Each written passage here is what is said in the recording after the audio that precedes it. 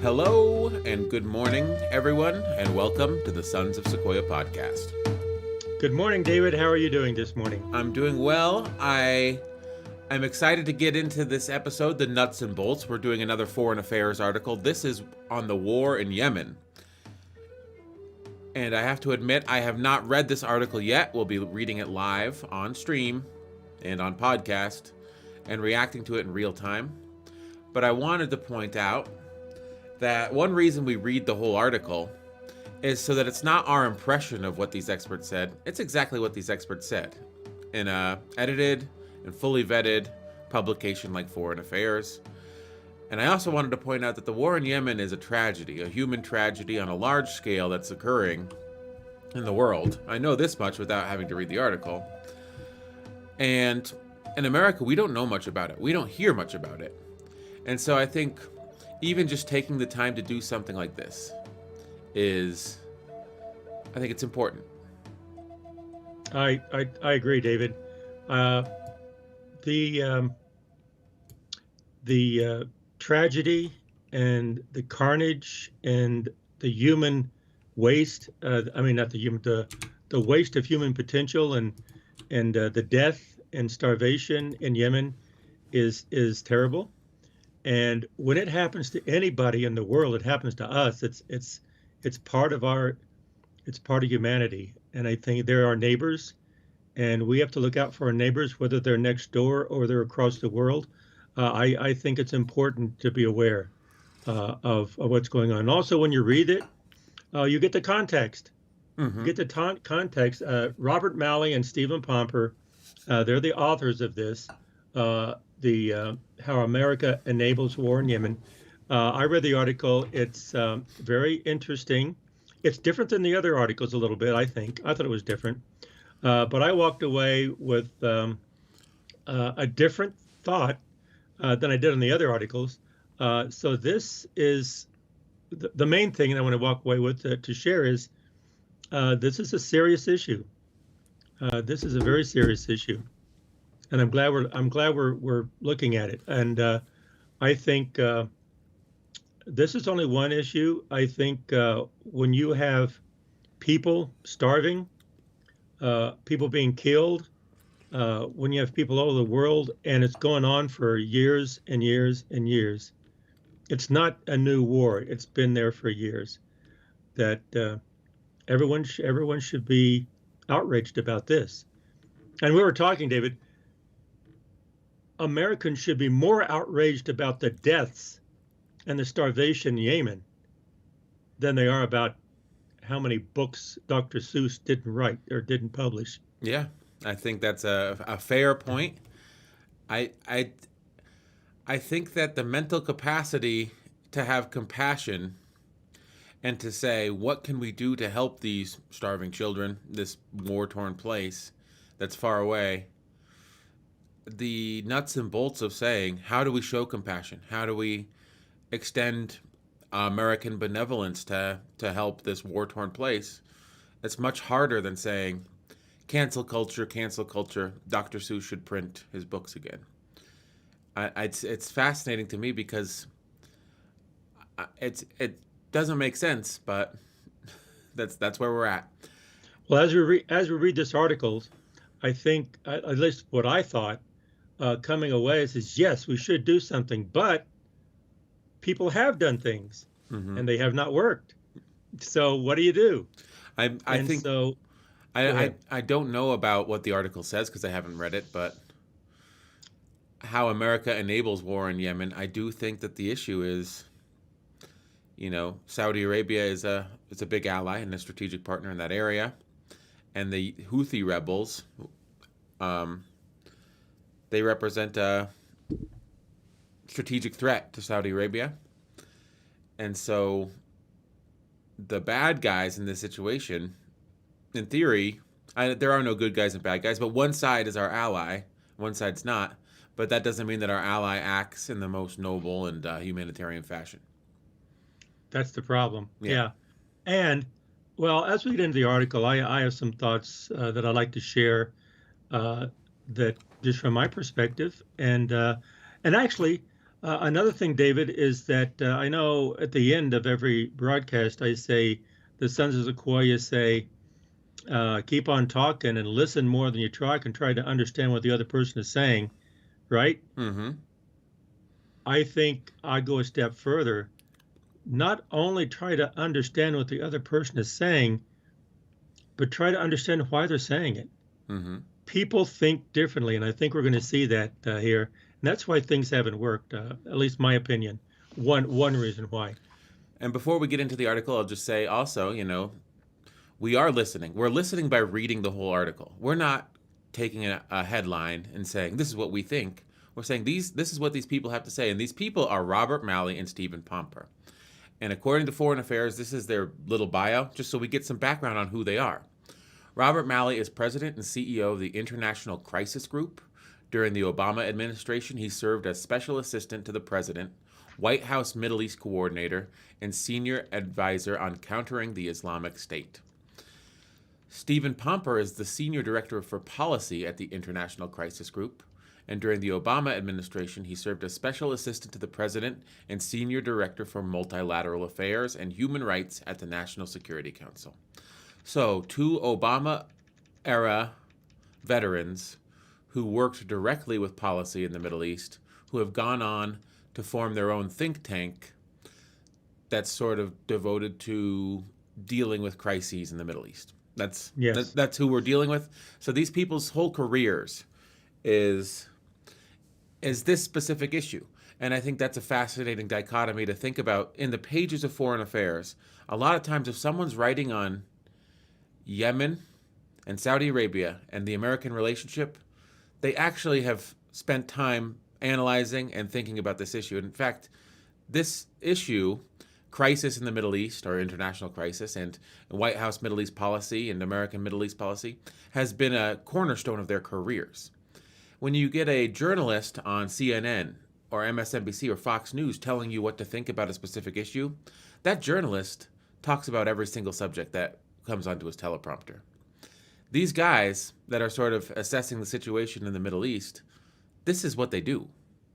And that's sort of the difference between listening to a journalist and listening to an expert. Big difference.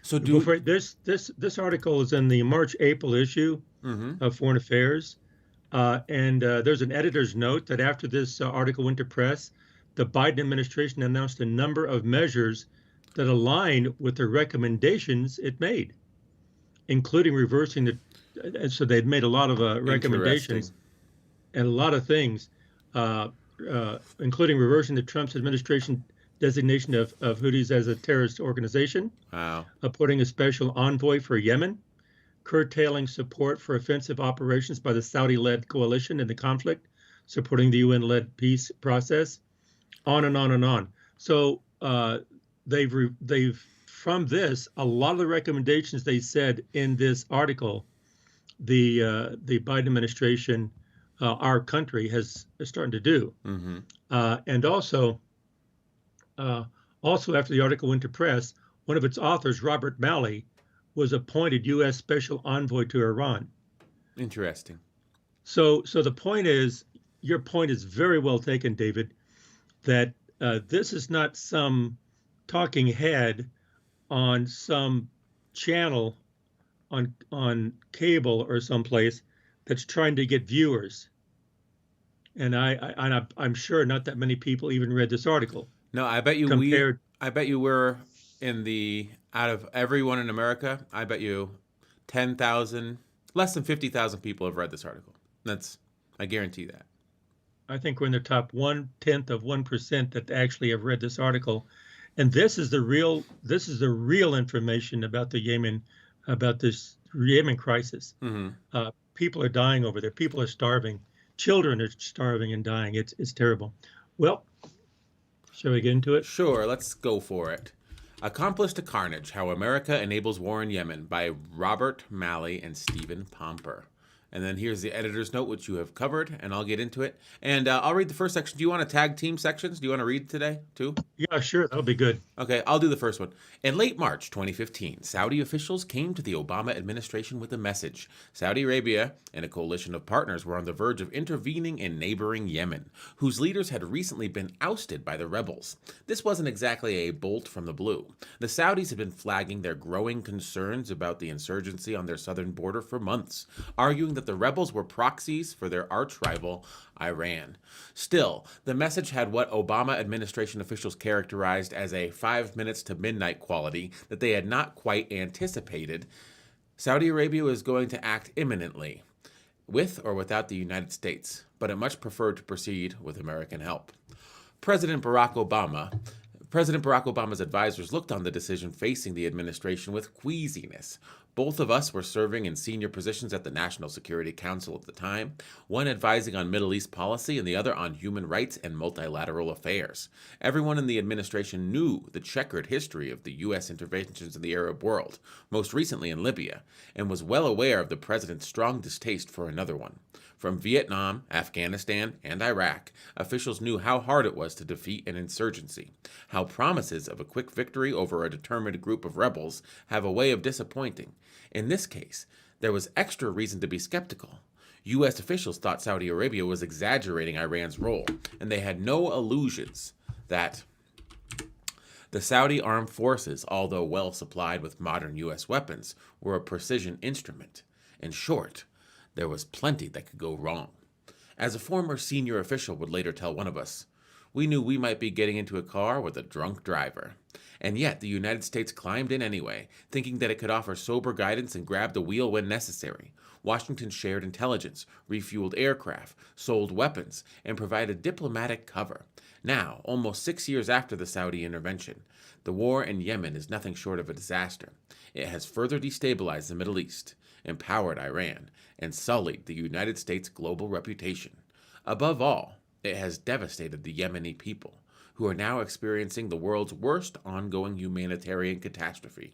Close to 250,000 people have died as a result of the conflict, according to the UN, roughly half from indirect causes such as malnutrition and disease. Many millions more are starving or homeless, and with power fragmented among a growing number of Yemeni actors on the ground, the conflict has become even harder to resolve. The United States has had a major hand in Yemen from the beginning, and thus must answer for its part in the tragedy.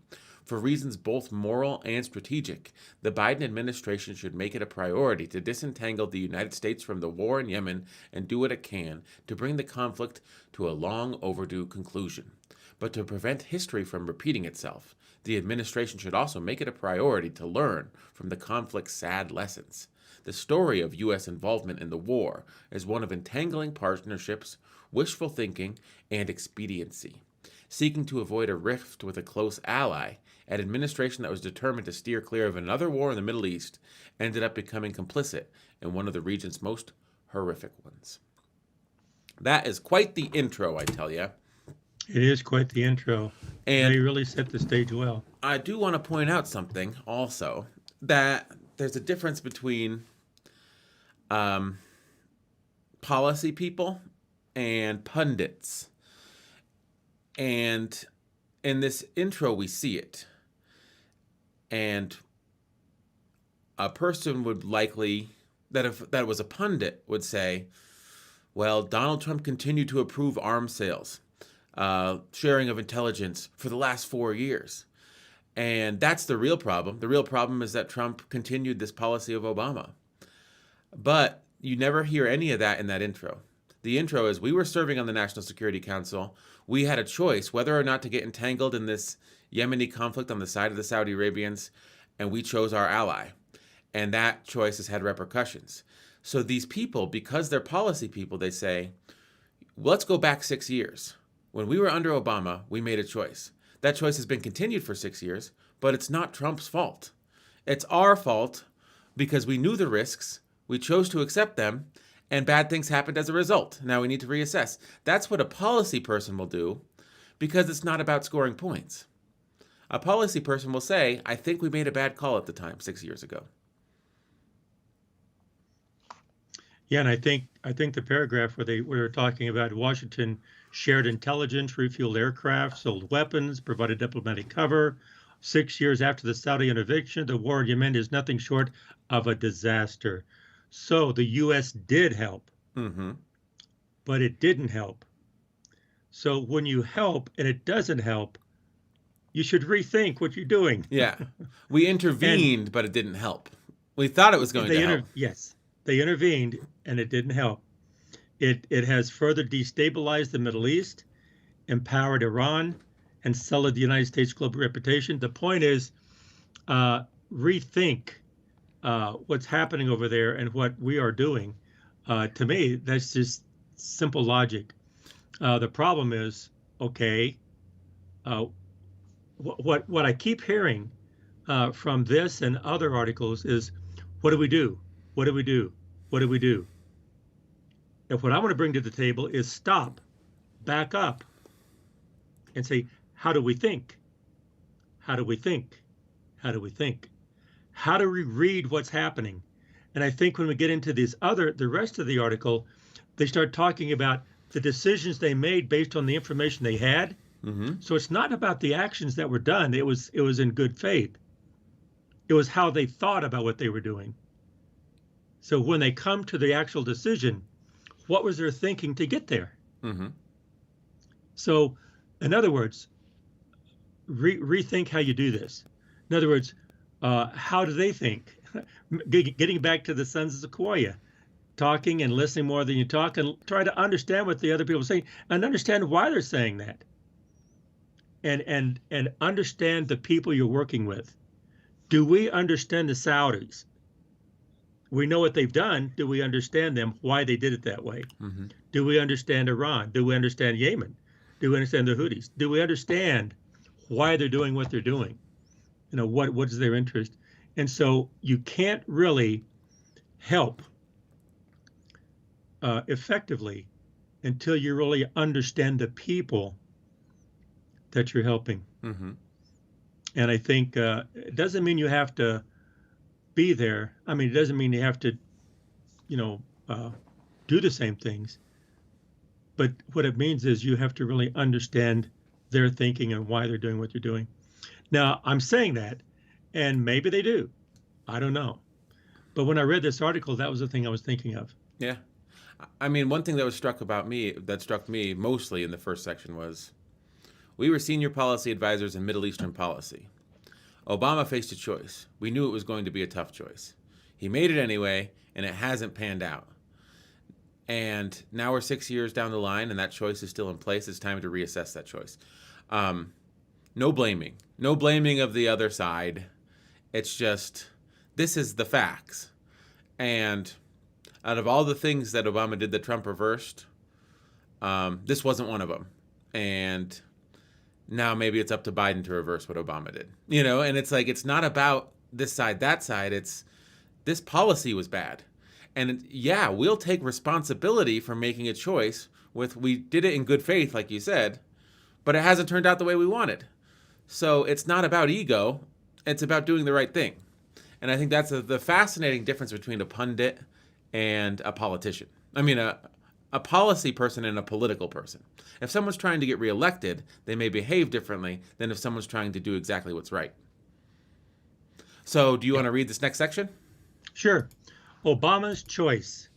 How did the United States get pulled into this wretched mess? The tale begins in 2011 with the fall of Yemen's aging, corrupt, and authoritarian president, Ali Abdullah Saleh, who was forced by protest to hand over power to his vice president, Abd Rabbu Mansur Hadi. Hadi was supposed to serve as a bridge between the old regime and a brighter future, but it didn't work out that way. A 9-month national dialogue conference delivered on aspirational, if flawed, blueprint for political reform in January 2014. But by then, the economy was near collapse, and a group of rebels that had been fighting the central government for the past decade was making rapid territorial gains. These were the Houthis. Did I say that right? I think it's Houthis. Houthis, These were the Houthis, also known as Ansar Allah, partisans of God, followers of Zaydi branch of Shiite Islam, who were based in the country's north near the Saudi border. In September 2014, riding a wave of anti-government anger, the Houthis seized control of Yemen's capital, Sana'a, and eventually chased Hadi to the southern port city of Aden. Saudi Arabia feared that its neighbor would be completely taken over by Iranian surrogates. In early 2015, it rallied a coalition of 9 mostly Sunni Arab states, the United Arab Emirates chief among them, and prepared to launch a military intervention to restore Hadi to power and counter what it perceived as an expanding Iranian threat to the region. The decision came on the heels of a power transition in Saudi Arabia that resulted in the rise of Crown Prince Mohammed bin Salman, or MBS, who would become the face of the war in Yemen. That was the context in which the Saudis made their request for American help. U.S. officials scrambled to consolidate their views and make a recommendation to the president. Many had concerns about the coalition's possible heavy-handedness and were of mixed minds about whether MBS should be seen as a potential rising star or a worrying hothead, but in the end, the decision was not an especially close call.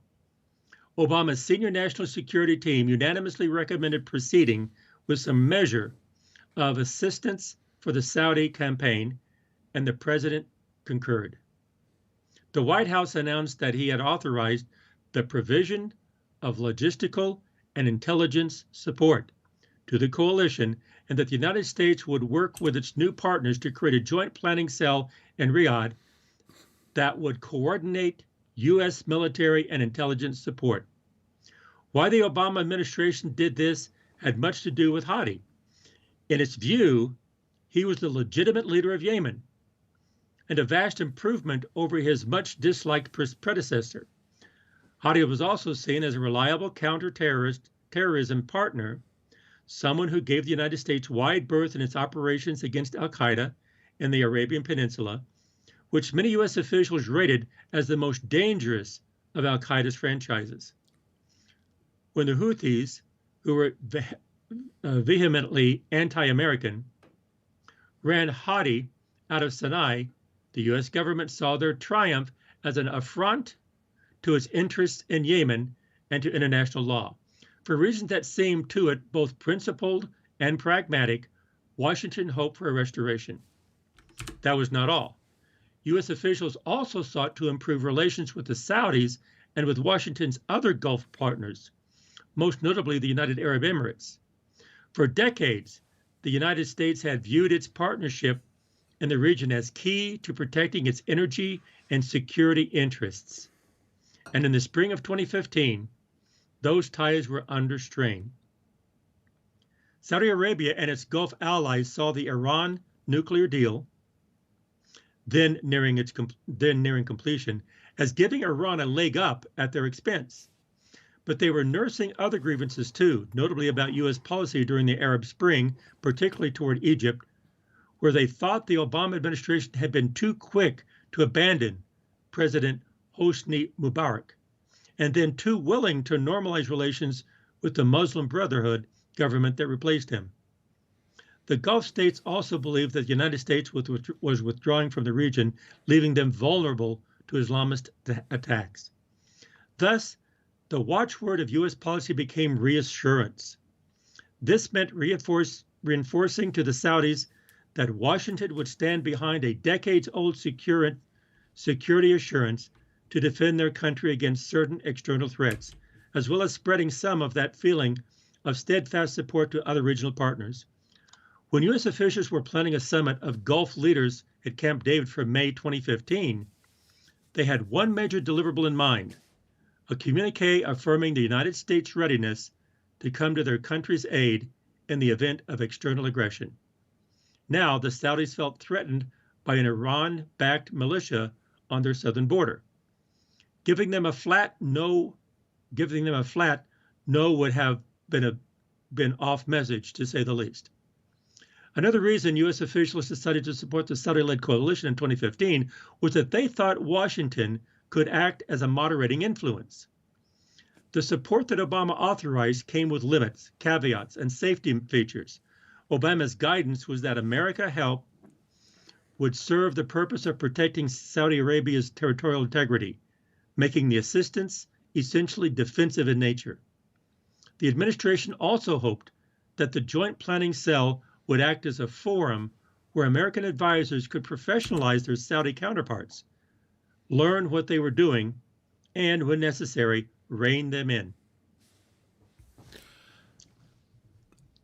That's the next section. So it sounds like, like I said, he had a choice to make. He made it, and it just didn't pan out. So that was sort of table setting, right? There's not really much to talk about. Those guys were in the room. That was how the decision was made. And that's very interesting, factual and informational. But it doesn't make us look like the bad guys, right? No, we tried. Mm-hmm. We looked at this, we looked at that, we looked at the issues over there.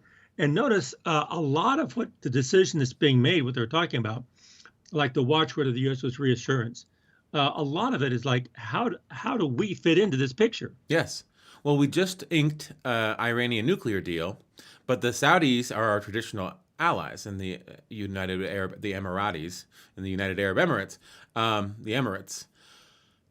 And they're saying, are you turning your back on us? Because look what happened. In Egypt, there's a popular uprising in Tahrir Square in Cairo, and all of a sudden you don't support the president anymore. Is that going to happen to us if there's a popular uprising in Saudi Arabia? Or if Iran sort of fuels, dissent here? Are you going to turn your backs on us?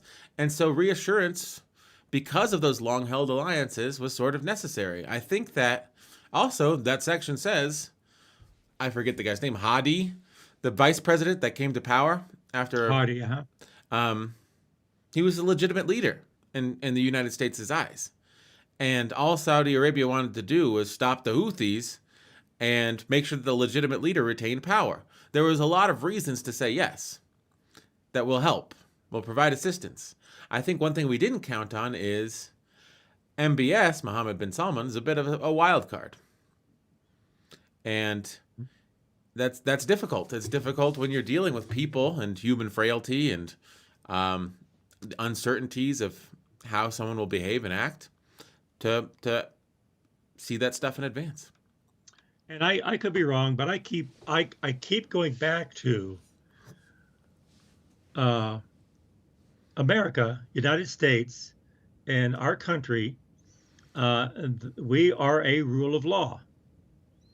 And if someone says, I'm doing this, you can't do that, it's against the law. Oh, okay, then I won't do it. I'm doing this, you can't do that, against the law. I'm doing it anyway. Okay, well, then there's penalties. So it's all about a rule of law. I'm not sure they think that way over there. Mm-hmm. That's not how they think. So when we pen an agreement, to us, that's a binding agreement. To them, it's ink on a paper, and it will be binding as long as they get something from it. But no, as long as they don't, it's going to change. Whether it's right or wrong, I'm not judging. I'm just saying they think differently than we do. Like you're talking about Mohammed bin Salman, a Saudi prince who's grown up in luxury, who, by all accounts, since this time, I think that you're talking about Middle East leadership, especially if they're descended from a line of princes and, kings. When you say they, it's on the person. It's about the person, and not the rule of law. Yeah. You can have a crown prince come in, and they want to change the country. It will change. Mm-hmm. It's not about rule of law. It's about the rule of law from the person in charge, whoever that is, whatever country you're in. And that's just how their system works. And I think we have to understand that. I'm not saying we don't. I'm just saying I just keep seeing that. The clash between the United States rule of law and the Saudi Arabia rule of a head of government. Mm-hmm. Or a family of government. Yeah. And also, if you're going to deal with someone like Yemen or Hadi or MBS, bin Salman, or even Iran or Iraq or whatever, whoever you deal with them personally.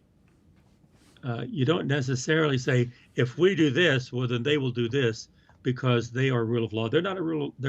They are a rule of law, but their rule of law has different basis. Maybe I'm going too much on this, but I can't help but think that from my experience, from just looking at this over so many years. And I think the people who in charge, like the advisors, they see this and they understand this, but I don't think the American people do. No, I mean, but I think also what you're saying, I mean, it's like we have to understand how Middle Eastern people think, and it's like, well, are you talking about the Jews or the Sunni Arabs or the Shiite Arabs? Like it's sort of like saying, if you want to make a deal with America, you have to understand how Americans think, and it's like, well, Americans have different opinions about different topics.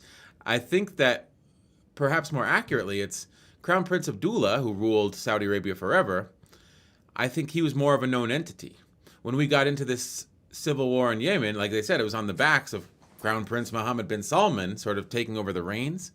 Well, in that system, the institutions don't play as much of a role as the individual. And we didn't understand the mercurial nature of Mohammed bin Salman's decision-making. Whereas if we would have negotiated certain deals with the previous de facto ruler, things might have gone differently. We didn't realize that there's a new set of rules with a new ruler who's not quite as rock solid as previous rulers that we've negotiated with. I think that was well said, David. Yeah. And so therefore, when you have a new ruler and you deal with them the same as the old ruler, you're not going to have the same results. Mm-hmm. And like if we have in the United States, we have executive order, then that executive order, regardless which president it came under, will have the effect of an executive order, mm-hmm. right? I don't think that's true in other countries. I don't think that's true at all. And I think like Hadi, he was the adversary of Saudi Arabia. Why is he doing what he's doing? What is he thinking? What's his motivation? And even Iran. No, Hadi was the de facto ruler. He was the one we were offering support to Saudi Arabia to protect. Oh, was it the other way around? Yeah, the Houthis were the de facto bad guys. Should we continue? Right. Yeah, let's continue. So we thought we could control the Saudis. We could rein them in with our assistance. That obviously didn't happen, and this next section will tell us why. Reining in the Saudis. As soon becomes apparent, and has since become incontrovertible, the United States greatly underestimated the challenge it would face in curbing Saudi operations and minimizing both humanitarian damage and civilian casualties. The coalition resorted to brass-knuckle tactics early on. First, it prevented imports from entering Houthi-held areas, strangling the flow of commodities into the country's largest and most important port, Hodeidah. Then it bombed critical infrastructure such as container cranes, the food production facilities. Strikes hit residential neighborhoods and weddings. In several instances, the U.S. officials worried that the coalition was acting intentionally, perhaps perceiving these strikes to have a tactical benefit. The U.S. response was to try to fix the problem.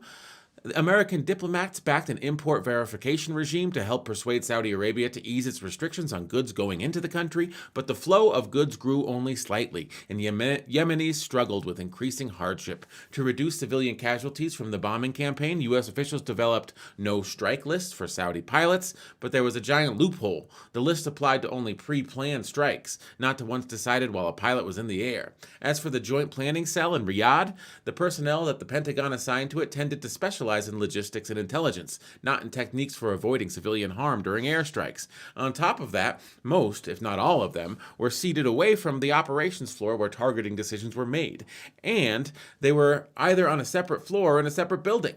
The State Department eventually sent its own expert to work with the cell, but after a spike in civilian casualties in August 2016, it reversed its decision, worried that the advisor's presence would give an American imprimatur to irresponsible targeting practices. Amid this blur of effort to contain a worsening humanitarian disaster, what the United States did not do was walk away. American planes continued to refuel Saudi jets on their way to bomb Yemeni targets without necessarily knowing what those targets were. Washington provided intelligence, shipped weapons, and sent contractors to help keep the Saudi Air Force flying. It did all of this in part out of deference to the same interests that had led to its involvement in the conflict in the first place, and in part because it continued to believe that its position at the coalition's side allowed it to do some good, steering the coalition away from even worse decisions than it was already making and coaxing it to the negotiating table. In its last 6 months, the Obama administration took a number of steps that several former officials later said they wished it had taken earlier. In August 2016, Secretary of State John Kerry pushed peacemaking efforts into high gear by moving away from the unrealistic framework that had guided earlier diplomatic pushes. A 2015 UN Security Council resolution had insisted that the Houthis hand over their heavy weapons and allow Hadi's government to return to Sana'a to rule. Kerry offered the Houthis and their allies a role in a power-sharing arrangement in return for handing over weapons in the territory.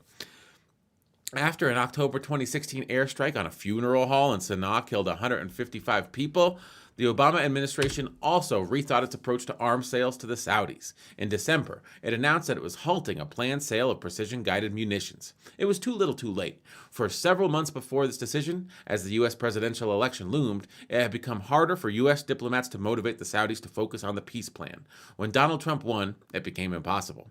The Saudis suspected that the administration waiting in the wings would be both more supportive of its anti-Iranian agenda and more willing to look the other way on civilian casualties. The suspension of weapons sales, for its part, barely stung. The Saudis correctly predicted that the Trump administration would reverse it. By the time the Obama administration started to toughen its approach somewhat, it was time to pass the torch to the successor. The worst was yet to come. So it shows that the decisions you make while you have power are important, but also when you're waning in time, when you have a couple years left, a couple months left, you're not really going to reverse anything. And so it's important to make the right decisions at the right time, or disaster could be the result. Yeah, timing is just as important as a decision you're making. Mm-hmm. Because you get momentum over there, or anywhere. You get a momentum going, and it's hard to change the momentum.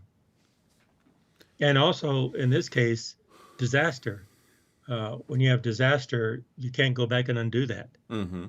That disaster has already happened. Yeah, it's fascinating that they would make changes, and they weren't even in the room. Yeah. And it says, "Oh yeah, absolutely, we'll do that. We'll do that. We'll do it over here, but not over here." So actually, it's kind of like the rule of the law. I mean, the letter of the law rather than the spirit of the law. Mm-hmm. No, we're doing this because we don't want to strike. Yeah, we're doing this, but then we're strike over here. Yeah. And so it's kind of like an illusion, like a magic person. Look over here, look over here. But the point is, they have their interests, and I think also on the other side of the coin, you have to be careful over there. If you let up a little bit, people are going to rush in and take over, and so it's hard to protect what you have, and it's a complicated situation over there. Yeah, it's interesting. There's a huge arms sale. I'm sure it'll be discussed in the next section. But I remember listening to the news. This was a big political to-do. When that American resident that was a journalist for the Washington Post, Jamal Khashoggi, when Mohammed bin Salman, the crown prince, had him cut into 1 million pieces and killed, when he had him killed, murdered in cold blood, the U.S. Congress said, we're not going to approve any more arms sales to Saudi Arabia. And then the coronavirus hit, and Bush said, oh, I'm declaring a national emergency with the coronavirus. And there's, in the law, when you declare a national emergency, you can take security procedures that aren't approved by Congress.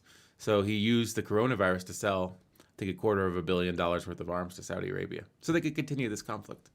And I remember people were upset about that, but that barely ticked the radar. That didn't piss people off. You know, the porn star and the you do something for me or you're going to have a hard time, Ukraine. Like, that was upsetting. But I think the fact of the matter is, yeah, a journalist got killed, and so I couldn't sell you guns. But then I'm going to use this coronavirus as an excuse to sell you guns. That should have been outrageous as well. I think that so much outrageous stuff happened that it was difficult to maintain the outrage about one specific thing. Yeah, it's fascinating where, again, it's like a magic act where illusionist, misplaced attention, where if you want to do something that's controversial, then you raise an issue over here and take people's attention away from it. How? Let the media move over to that, to over there, and not really look at the real issues. It's like $1.9 trillion in relief to small businesses and individuals. But what about Dr. Seuss? Yeah. We don't want to. We don't want them focusing on those checks they're getting, or the payroll protection, or the fact that workers may have extended unemployment benefits in a very hard time. Think about Dr. Seuss. That's what you should be paying attention to. Shall we continue? A blank check is the next section. You ready? I'm ready. Okay. A blank check. The Trump administration saw the Middle East through very different eyes. It shared the Saudis' fixation on Iran, and Trump himself displayed a particular affinity for strongmen in the mold of MBS. Although some senior U.S. officials, such as Secretary of Defense James Mattis, had little appetite for the conflict in Yemen, seeing no feasible military solution, the new administration's priorities were clear, and they did not include peacemaking. The Trump team cared much more about making Saudi Arabia an even bigger purchaser of American weapons and a partner in a notional Israeli-Palestinian peace deal and turning Yemen into a front in its maximum pressure campaign against Iran. Under Trump, the U.S. approach to the war in Yemen zigged and zagged. At first, attention to the peace process withered, as it was left in the hands of sub-cabinet officials, while operational support for the military campaign grew. The United States opened the taps on sharing intelligence that enabled strikes on Houthi targets, and in June 2017, the Trump administration unlocked the delivery of arms that the Obama administration had suspended. Trump's team also sent mixed signals about whether it might approve of a renewed attack on the port of Hodeidah, this time by land rather than sea, something that the prior administration had said was categorically unacceptable. In a particularly jarring act, in September 2018, Secretary of State Mike Pompeo formally notified Congress that the coalition was doing enough to protect civilians, a prerequisite for continuing refueling operations mere weeks after an errant Saudi strike hit a school bus and killed 40 children. U.S. policy took another turn after the Saudis murdered the Washington Post columnist Jamal Khashoggi at their consulate in Istanbul in October 2018. With Congress outraged, the Trump administration pushed for renewed peace talks between the Houthi government and the Houthis. Thanks in part to personal outreach by Mattis, the members of the coalition in December 2018, negotiations took place outside Stockholm under the auspices of the UN. These talks resulted in a ceasefire around Hodeidah and created what might have been a foundation for a broader effort to reach peace. But later that month, Mattis stepped down, and U.S. attention to the peace process once again waned. As time passed, the confluence of an escalating conflict in Yemen and intensifying U.S. pressure on Iran turned the war into an increasingly central arena in a regional power struggle. On one side were the United States and its regional partners, and on the other were Iran and its allies. How much the Houthis depend on Iranian support and to what extent their actions reflect Iranian desires have been matters of intense debate. But two things seem clear. First, that Iran saw the conflict from the start as a low-cost, high-reward opportunity to bog down and bleed its Saudi rival. And second, that as the war has persisted, ties between the rebels and Tehran have deepened, with the Houthis becoming progressively more willing to turn to Iran for succor, whether in the form of training or material assistance. Thanks in part to this support, the Houthis upped their drone and missile attacks against Saudi territory. Iran itself seemed to jump into the fray. In September 2019, a complex drone attack was carried out against oil facilities in eastern Saudi Arabia. Although the Houthis claimed responsibility, the sophistication of the strikes and the flight paths of the drones suggested an Iranian hand. In part, the attack was Iran's way of responding to Washington's maximum pressure campaign and discouraging Gulf countries from participating in it. The war in Yemen has given Iran both the motivation and the opportunity to flex its muscles, and it has obliged. Over the course of 2020, Saudi Arabia recognized that the quick war it envisaged had turned into a long slog, coming at a heavy cost, both materially and reputationally. MBS has been keen to repair his seriously damaged standing in Washington, which has suffered as a result of the Khashoggi murder and the brutal campaign in Yemen. In the wake of the drone attack on its oil facilities, Saudi Arabia revitalized talks with the Houthis, and Riyadh has worked hard. Saudi Arabia revitalized talks with the Houthis, and Riyadh has worked hard to bring the vociferous anti-Houthi bloc under single umbrella. But ending the war has proved far more difficult than launching it. As of January 2021, the Houthis had consolidated their control over northwestern Yemen, with 70 to 80% of the country's people falling under their rule, and were threatening the government stronghold of Marib, near the northeastern corner of their zone of control. The rest of the country is a political patchwork, variously dominated by government forces, sundry militias, and local authorities. So it didn't turn out. Oh. You're on mute. So it didn't turn out the way they thought it would. And that's the surprising thing. When you look at Iranian motivation for helping the Houthis, and then you look at these drone strikes, they come from Iran, they blow up Saudi oil fields.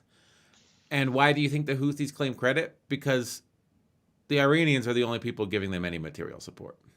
So the Iranians have sort of cover, even though it appears as if the drones were launched from Iran and attacked Saudi Arabia directly. Iran says, we didn't have anything to do with it, it was the Houthis. And the Houthis will say that it was them because Iran is the only person in their corner giving them material support. The fascinating thing to me is that if we're giving intelligence and material support to the Saudi Arabians, and they have a huge advantage in military capability, why, after 6 years, do the Houthis control 70 to 80% of the territory? 70 to 80% of the people?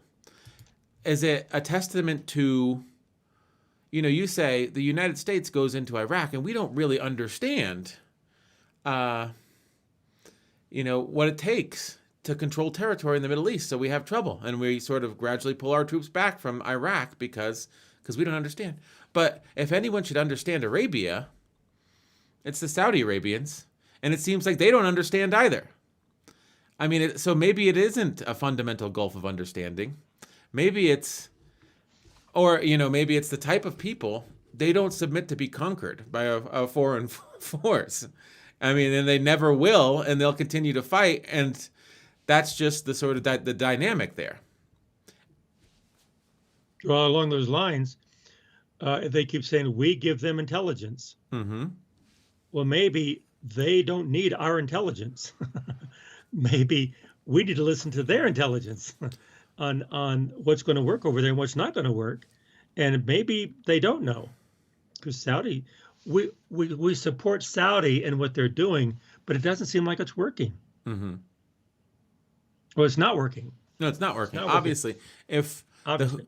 if the Houthis, after 6 years of animosity from the government, the Hadi government, the Saudi Arabians on to their north, with the assistance of the U.S., can still be in control of 70 to 80% of the country's people, I don't think the war was successful, because all that happened was a bunch of civilians got killed and a bunch of people starved.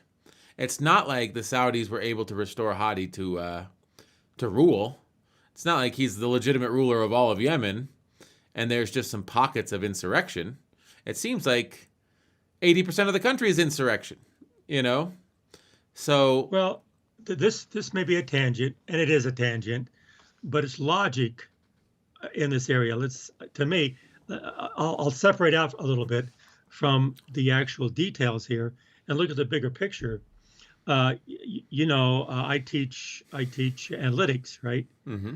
And so in business, and I make a point from time to time saying, look, this company is having trouble over here with their inventory, and this inventory is a problem. Let's come in and solve that inventory. Okay, let's build it up. Let's bring it down. Let's do this, do this. So there's all different things you could do, but their inventory is a problem. But if you back up and look at the bigger picture, the inventory is the symptom. It's not the cause. The real cause is over here in your forecasting department. They don't know what they need. Mm-hmm. And so they're reacting to something rather than being proactive to solve the problem. The problem is solved over here. They see the problem over here. You don't solve the problem where you see it. You solve the problem where the cause is. Yeah. And that concept, at least from where I'm at, I keep looking at this and say, well, maybe when we give help to the Saudis, say we need this help, that's a short-term fix. And yeah, they did, but is that really solving the problem, or is it escalating the problem? Yeah. To make it worse? And I don't know if that's true or not. Again, I'm just throwing it out there. It's like an alcoholic who drinks their whole life and their liver gets shot and their eyes and their face are yellow.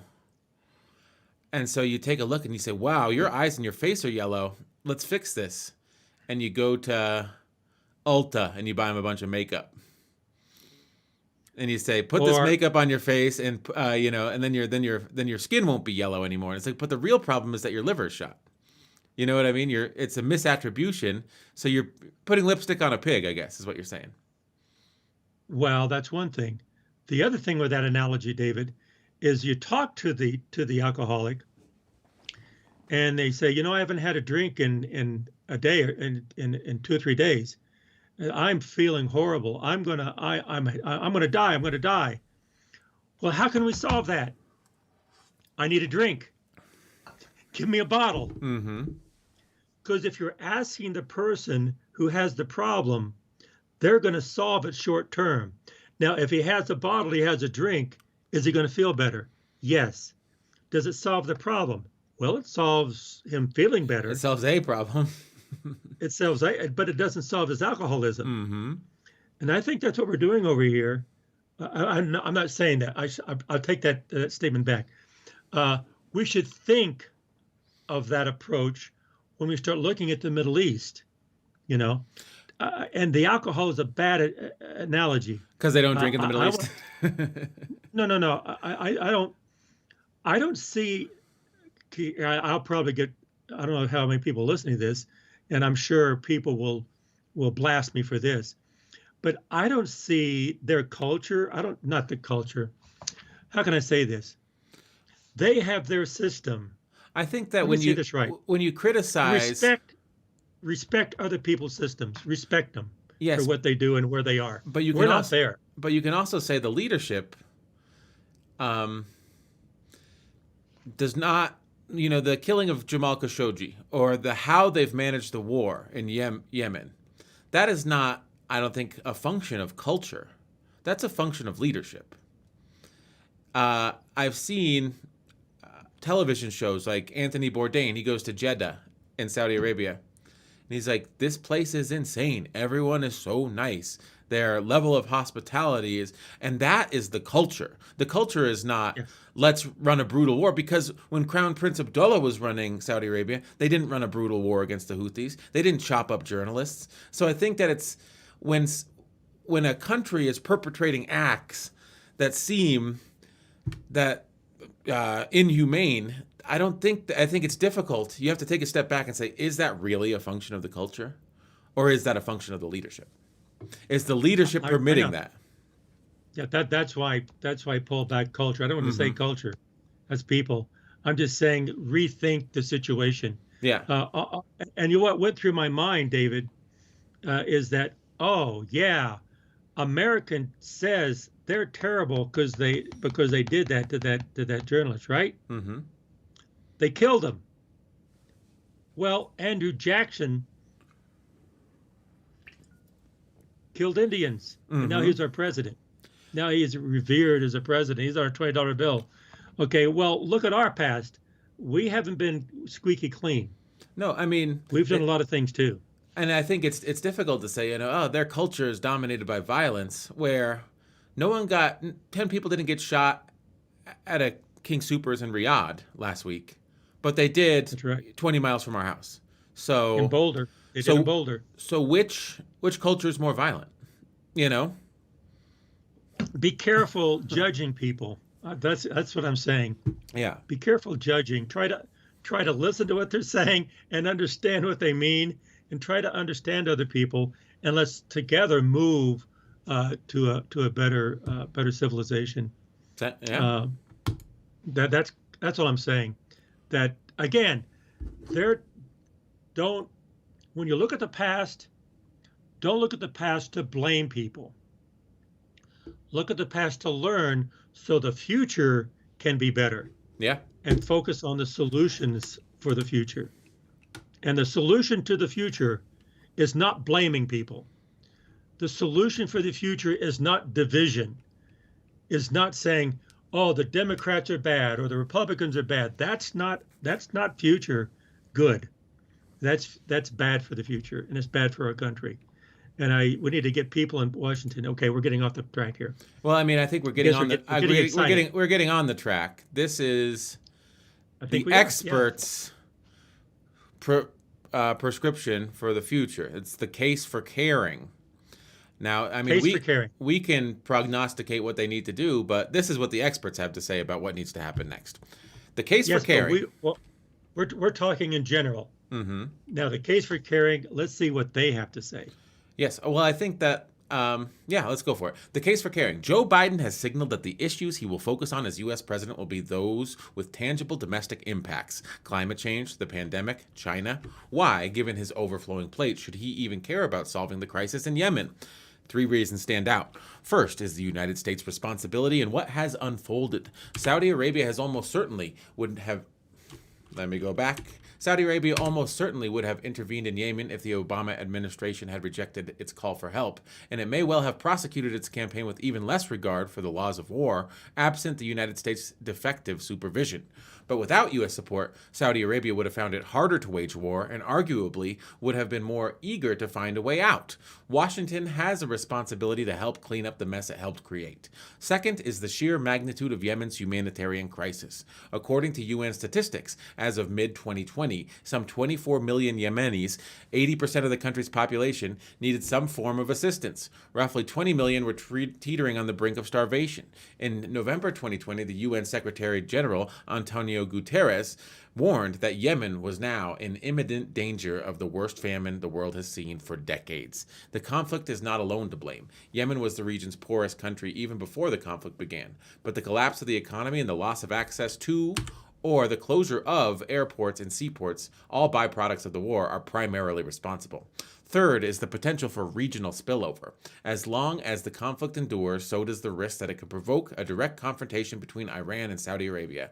As a candidate, Biden committed to steering the United States away from adventurism in the Middle East. But such commitments can be difficult to keep at moments of crisis. Should conflicts between Iran and Saudi Arabia begin to escalate on the Arabian Peninsula, the Biden administration could come under enormous pressure to get involved, despite its better judgment. That risk alone should be reason enough for Biden, at the beginning of his administration, administration to both disentangle the United States from the conflict in Yemen and seek to end it. There's one big problem with this plan, however. It may not work.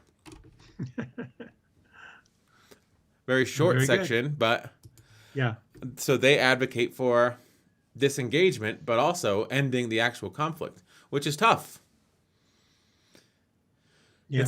It's saying, you know what we need to do? We need to wash our hands of the whole affair, but also end it. And it's like, oh, okay, yeah. That's yeah. How can you argue with that? But then how can you do that? Isn't that what they've been trying to do for the past 10 years, past 20, 30 years? It's just gotten worse. But what do you do? So should we continue? Because that was very much just like table setting for this next part. Do you want to read?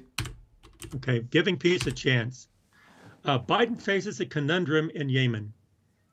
Senior members of his team, including Secretary of State Anthony Blinken and National Security Advisor Jake Sullivan, signed a letter in 2018, which we also signed, acknowledging the failure of the Obama administration's Yemen policy. As a candidate, Biden himself pledged to, quote, end U.S. support for the disastrous Saudi-led war in Yemen and order a reassessment of our relationship with Saudi Arabia, end quote. He has also vowed to rejoin the nuclear deal with Iran. These moves will inevitably raise tensions with Saudi Arabia, yet the Biden administration is also committed to ending the war in Yemen and negotiating a follow-on deal with Iran on regional issues. Steps that by definition will require working closely with Riyadh. Further complicating matters, the administration will have to somehow make sure that the Houthis, who are likely to feel as buoyed by any reduction in U.S. backing for the war effort as Saudi Arabia will feel forsaken, nonetheless come under enough pressure to agree to a peace deal. Deft diplomatic juggling will be needed for the United States to do several things at once. Step back from the war while helping end it, squeeze Saudi Arabia but not overly alienate it, and engage directly with the Houthis without excessively emboldening them. Any U.S. official trying to navigate this terrain might construct the following roadmap. First, Biden would reverse the Trump administration's last-minute decision to designate the Houthis a terrorist organization. Far from creating leverage over the Houthis, as Trump officials maintained, that move triggered sanctions that could have catastrophic humanitarian implications and severely complicate diplomatic efforts. Second, he would announce a halt to U.S. military assistance to the Saudi war effort. To avoid estranging Riyadh to the point where it refuses to cooperate, Washington would also reiterate its commitment to help the kingdom and its partners defend their territorial integrity, while making clear that this promise applies only to threats of a certain magnitude. In Sullivan's words, the goal should be, quote, to balance anxiety with reassurance, end quote. The administration might also make clear that the direction of bilateral relations would depend in large part on whether the Saudis worked with it to come up with a practical way to end the war. In parallel, Washington would intensify its support for the UN-led peace process and perhaps name a U.S. special envoy to Yemen to that end. Finally, on the margins of discussions with Iran over a mutual return to the nuclear deal, the administration would press Tehran to convince the Houthis to cease hostilities and show flexibility in peace talks, not as a condition for rejoining the deal, but as a step that would lower regional tensions and build trust. Among the items on the new administration's Middle East to-do list, Yemen is one of those that may be ripest for progress, although that is not the same thing as saying that the effort will succeed. One likely problem involves calibrating how much reassurance Washington should extend to Saudi Arabia and its partners. History suggests that the very concept of reassurance invites trouble. After all, that was the rationale that led the Obama administration to support the Saudis' campaign in the first place. As much as the Biden administration should try to make clear what it is and isn't willing to do with a shooting war underway, that exercise is sure to be fraught. That is largely because it will be challenging to figure out which element of U.S. support for the Saudi-led campaign to continue and which to halt. What constitutes defense and what offense? On what side of the line does interdicting arms shipments to the Houthis fall? What about sharing intelligence that the Saudis could use to target Houthi missile launch sites or helping the Saudis maintain their aircraft? The Houthis have crossed the border into Saudi Arabia and control territory there. When Washington provides intelligence or weapons to counter the Houthis, is it fulfilling its commitment to defend Saudi Arabia's territorial integrity or merely entangling itself further in the war in Yemen? Deciding to end support for the war in Yemen doesn't answer these questions. It is just another way of posing them. It is sobering to remember that Obama also sought to draw such distinctions, yet ended up getting sucked into a broader fight anyway. But the Biden team, at least, has the benefit of seeing what did not work for the Obama administration, and it can prepare itself to be far more restrained about the circumstances in which it is prepared to lend assistance. Moreover, however much the Saudis may cooperate on the peace process, at this late date, it may prove insufficient. Obstacles to peace abound. The Houthis will have to accept that given the resistance of large portions of the Yemen population, a viable deal will not simply convert territorial realities into international recognition of their rule. But having been ascendant for the past 2 years, they are unlikely to show interest in compromise. Hadi will have to accept that his demands for a return to power in Sinai through a Houthi surrender are wholly unrealistic. But the embattled president has proven remarkably stubborn, and he is likely to see the formation of a new government as a sign that the tide is finally turning in his favor. The United States and Iran, for their part, may find themselves struggling to come to an accommodation on Yemen, even if they reach agreement on a nuclear deal.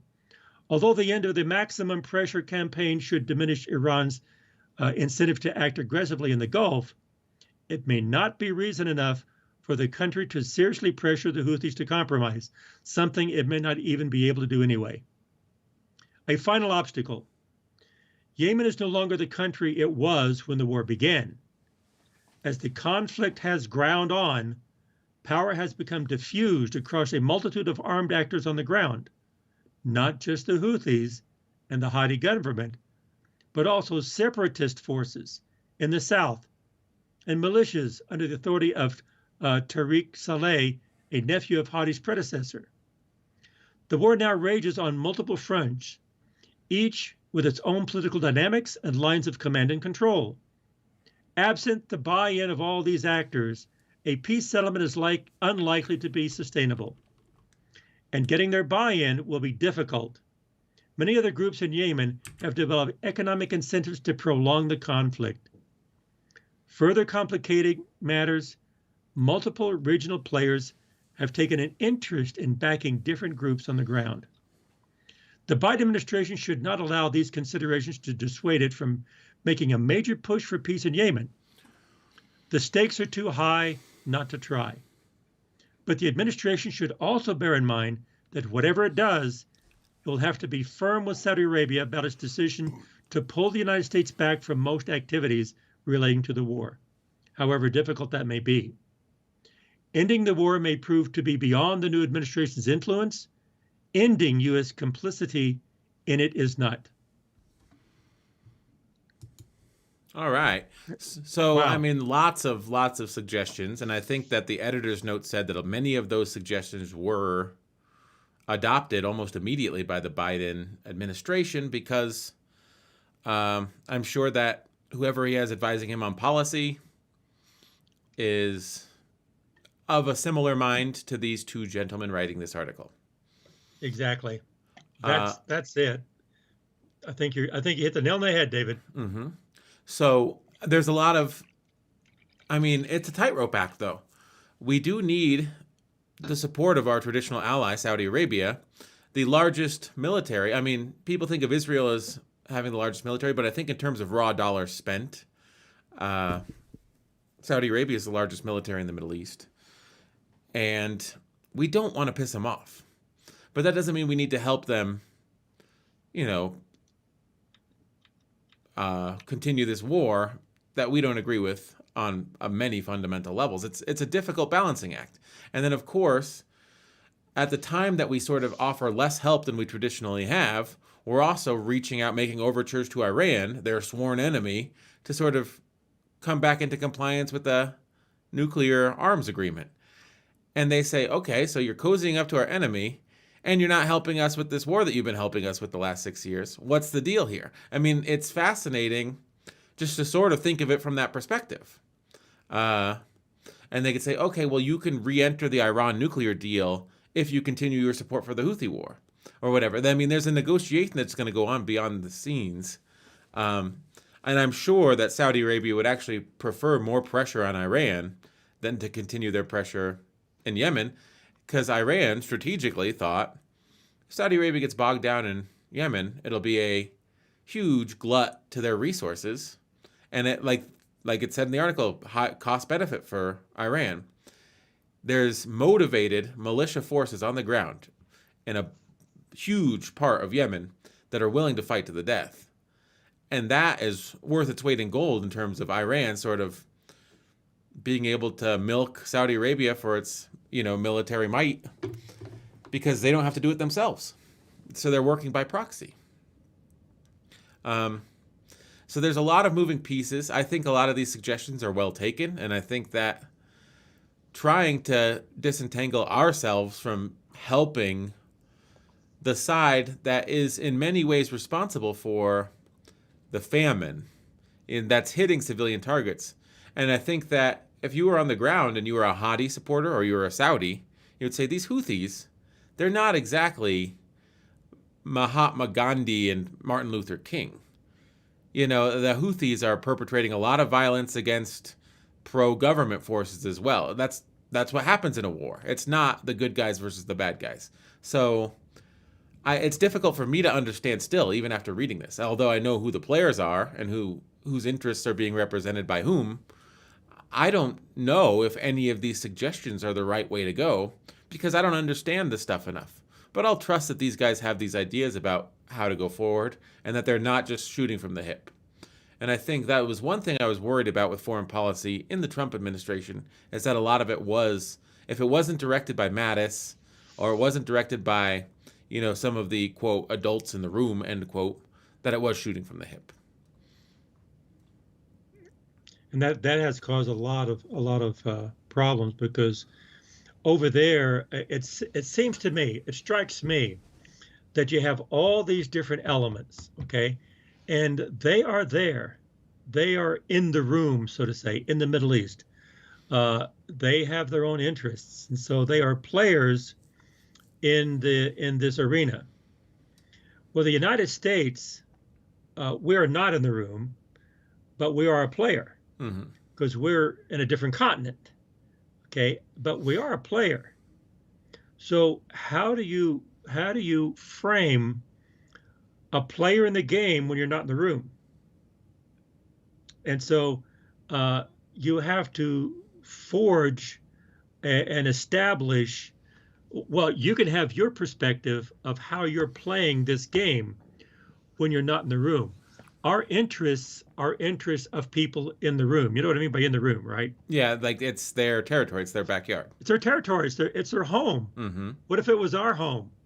We're going to have a whole different view than someone over there coming over here saying, well, you should do this, you should do that. You should be peaceful.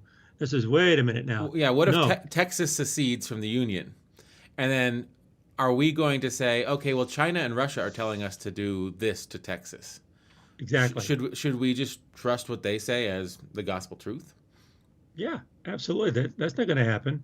Mm-hmm. So what I'm getting at is a different perspective. Of course, this probably is more academic than realistic, but I don't know. You have to start somewhere. You have to start. At least my thinking is, we're not a player in the room.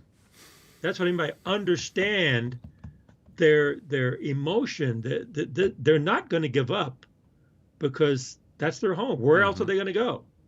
Okay. But you are a player in the game, but you're not in the room. So understand those players are in the room. They're defending their home. Well, I So think what do you do? So then what is your part in that? You don't support one side against the other. Somehow we have to be a player that's going to move toward peace and not come down on one side or the other. That's what I'm hmm. getting at. So I like the statistics from the last section. 70 to 80% of the population still supports the Houthis, or some. It was I could find it. Why don't I find it? I have it here. So it's from the last section. Yeah, I know what we're talking about. 80% of the country's population. Wait, I don't know.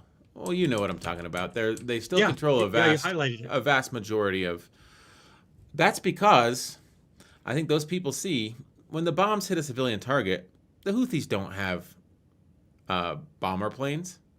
When a wedding gets bombed, well, these Houthis. The only reason I support them is because a Houthi never bombed my wedding. The only reason I support them is because the forces that are stopping the flow of grain and dairy from getting to my town and that are starving us to death aren't Houthi forces. So it's easy to sort of be like, oh, I support the Houthis because they're not the ones starving me or bombing my weddings. Um, Or killing my kids in a school bus. but that doesn't mean that, Houthi-led Yemen would be the appropriate solution. I think that means Saudi Arabia should knock it off and they should come to some power sharing agreement. But that's easier said than done. They've already invested a lot in this war. If they could vanquish the Houthi rebellion and sort of install the Hadi government, a pro-Saudi Arabian government, as a sort of banana republic on their southern border, that would probably be the outcome that the Saudis want. Right. Um, and they're beginning to learn that the vouchsafing the security of that agreement may be more than they bargained for. So it's a fascinating power dynamic there. And the sad thing is that because the power dynamic is locked or complicated, the people that really end up holding the bag are the civilians. And that's sad. And the children. Yeah. Finishing off the article, I'll read. Preventing future Yemens. The intractability of the war in Yemen should serve as a stark reminder of the costs of entering such conflicts to begin with. It should also, then, compel the Biden administration to come to grips with the crucial question: how can the United States avoid becoming complicit in similar disasters? A good place to start would be with the fundamentals of U.S. security partnerships in the Gulf. Washington has given far-reaching assurances that it will come to the defense of Saudi Arabia and other Gulf states, and has arranged to place in their hands a large arsenal of American weapons, sustained by American parts and personnel. Because of the way in which these partnerships are structured, when one of these states chooses to launch an unwise war, especially when there is a defensive rationale, the United States will face a hard choice. Should it join the effort to demonstrate fealty to its assurances and try to influence how its weapons are used? Should it refuse to participate but continue to allow arms and assistance to flow? Or should it cut off support and risk rupturing relations with a regional partner, recognizing that other would-be weapon suppliers, such as China, Russia, or Turkey, might well step in? The soul searching should extend beyond the executive branch. Congress has a role to play in preventing future Yemens, and indeed, it appears to recognize as much. In 2019, David, you skipped a paragraph. these are the sorts of questions that ought to be examined in the reassessment of U.S.-Saudi relations that Biden has promised. At the heart of that review will be a calculation of which two paths would better serve U.S. interests. The United States could reaffirm its steadfast commitment to a long-standing partner, even if it risks drawing the United States into future wars of precisely the sort that a growing number of both Democrat and Republican leaders appear to be set on avoiding. Alternatively, it could lessen that commitment in an effort to reduce the danger of damaging entanglements, even if that means loosening a bond long seen as key to protecting U.S. energy and security interests in the Gulf. If the balance of the risks leads the administration down the second path, which seems the right one to us, it will likely want to revise U.S. security assurances so as to provide more room for maneuver in Yemen-like situations, which, although serious, fall far short of an existential threat. The soul searching should extend beyond the executive branch. Congress has a role to play in preventing future Yemens, and indeed, it appears to recognize as much. In 2019, the House and Senate, outraged by the killing of Khashoggi, passed a resolution that would have required the United States to withdraw from the hostilities in Yemen, but Trump vetoed it. The bill invoked the 1973 War Powers Resolution, which was designed to limit the executive branch's power to enter armed conflicts. But even if it had passed, it would likely have been ignored by the administration because of the latitude that the executive branch has given itself over the years to interpret key terms in the 1973 resolution flexibly. If Congress wants to play a bigger role in decisions about whether to involve the United States in future misadventures, it will have to amend that act. In its current form, the War Powers Resolution applies only to conflicts in which U.S. troops are either giving or receiving fire, not ones in which the United States is merely providing arms and advisors. Congress should change the law so that a president must obtain approval and periodic reapproval if he or she wants the United States to give support at levels that would effectively make it a party to the conflict.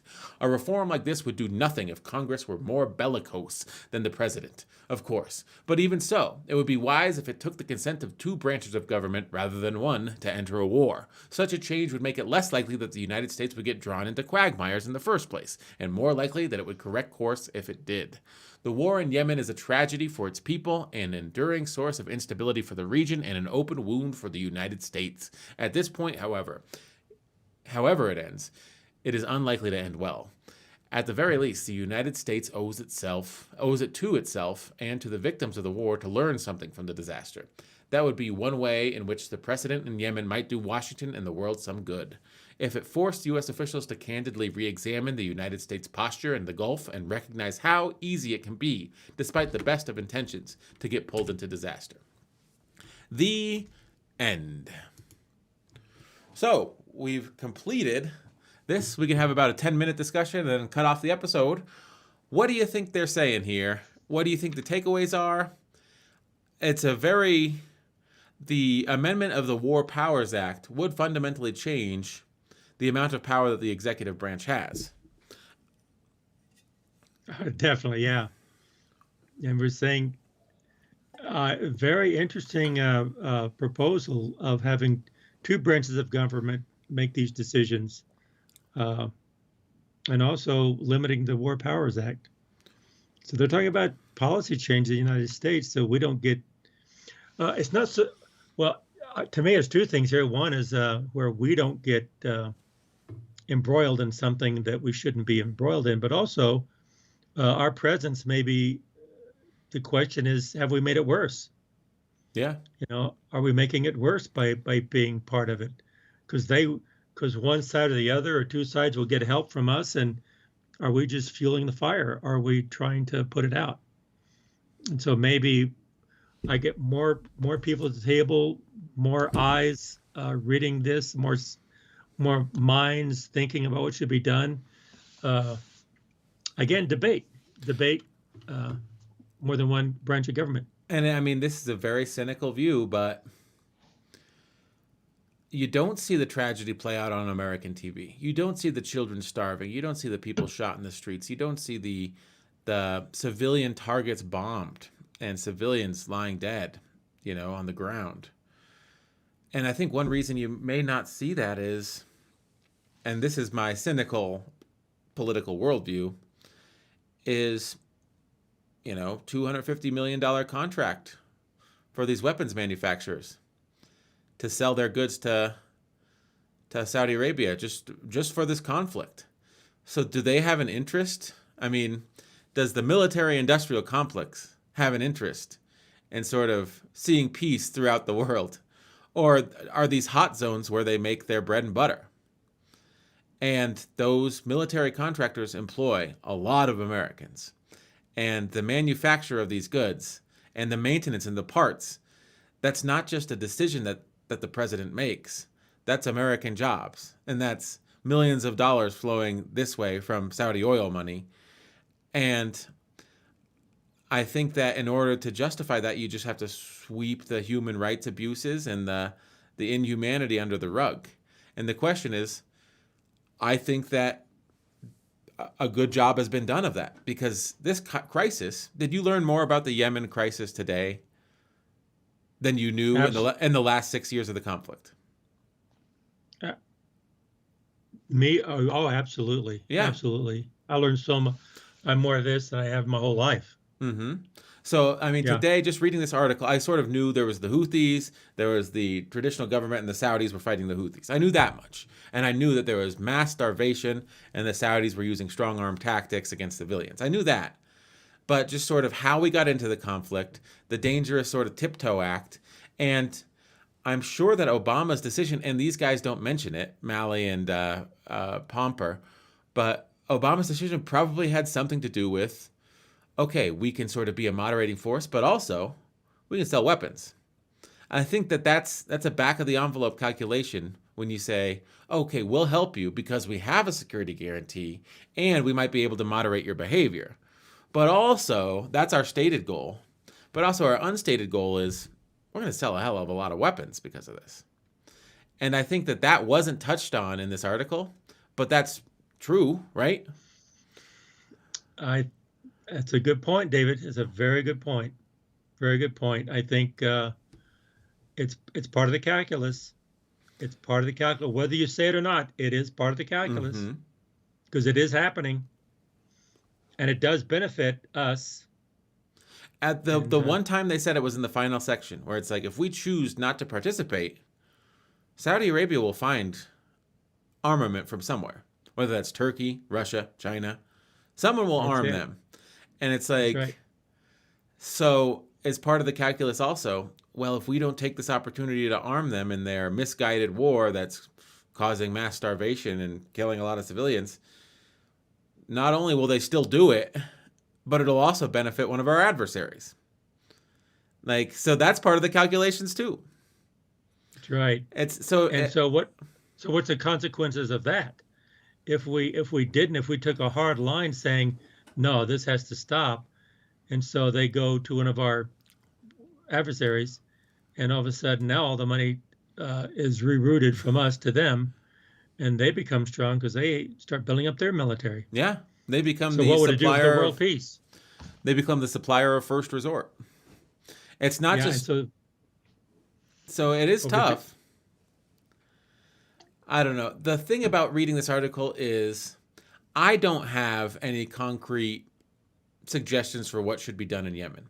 I don't know whether or not involving ourselves in this conflict was the right idea. They seem to think it was the wrong idea, and yet you can see that the consequences of involvement and non-involvement are both bad, because Saudi Arabia had a hankering to do this, and they were going to do it whether we were involved or not, whether the United States was involved or not. I think from your comment, David, I think it also illustrates, again, very well how complicated these decisions are. It's not just one-dimensional. It's very complicated, and there's a lot of perspectives on it. There's a lot of views. There's a lot of fallout, a lot of benefit, and it's not an easy question at all. So you have to be careful when you say this should be done. Something that is very positive initially could turn out to be bad, and so it's very difficult. Yes, and I think to me that's my takeaway. There's no easy answer. And my final word before we get into the wrap up here is where you stand depends on where you sit, and I think that's always important when we're reading these. These are American policy advisors that have worked in the Middle East. So their framework will be, this is America's role. This is how we got here. This is maybe how we should proceed as Americans. I think this article would have been vastly different if you had it written by the captain of the guard of one of the Houthi militia groups, or if you had it written by the defense minister of Saudi Arabia. You would see very much more, this is Saudi Arabia's position. This is why we're perpetrating this war. This is an existential threat to us, and we need to shut down the Houthis on our southern border. If you have a Houthi leader, he would say, Saudi Arabia, they're participating in all sorts of inhumane things. 80% of the country protects us. United States waged a war in Iraq to make the world safe for democracy. If we held an election today, we'd win in a landslide. Why are they sending support to the Saudis to sort of... I mean, you would see much different arguments if, depending on who's telling the story, I guess is what I'm saying. And if Iran was telling the story, how Yes. would they frame it? Uh-huh. They would have a whole different view. They would say, and arguments, and they would have arguments, and they would have facts, and they would have a perspective. And I'm not saying you agree with all the different sides. I'm saying, as sensu sequoia, you listen to all the sides and try to understand what they mean and how and where they're coming from, Mhm. and understand people and try to say, yeah, their interests and our interests are not the same. But if you understand their interests and you know your interests, and you don't think of it unilaterally, you try to think of something that's going to bring everyone together. Yeah. And I think that's, I mean, I like these foreign affairs episodes, even though they go long. I think we have to take an hour and a half because we spend a half an hour reading and then we have an hour discussion. But we're sort of bringing the context that a lot of news organizations don't even bring by looking at this periodical and then having our discussion about it. I think that it's a valuable exercise, and we come away learning more about Yemen than 99% of Americans. And anyone who listened to this podcast will know more about the conflict in Yemen than 99% of Americans. And whether or not that gives us guidance on what the American policy should be towards Yemen is, it's up to you. I don't feel like I have any clarity on the appropriate decision, but I'm not one of the decision makers. I think that being aware of what's happening is equally as important for someone like me.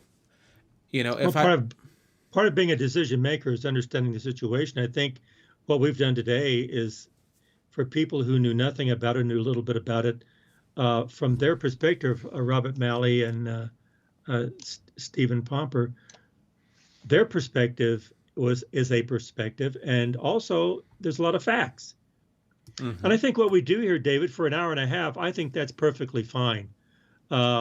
If you go to a university and you listen to international business or international politics, and you go to a lecture, you're going to be there for a lot of hours. Mm-hmm. And so, to me, for the common populace, just the common citizen of the United States, a responsible citizen of the United States, would not worry about sitting here for an hour and a half listening and even talking and thinking about these issues that is important to the world and people, because we are part of the world, and the people, no matter where they are in the world, are part of our humanity, our culture, our civilization, and it's important.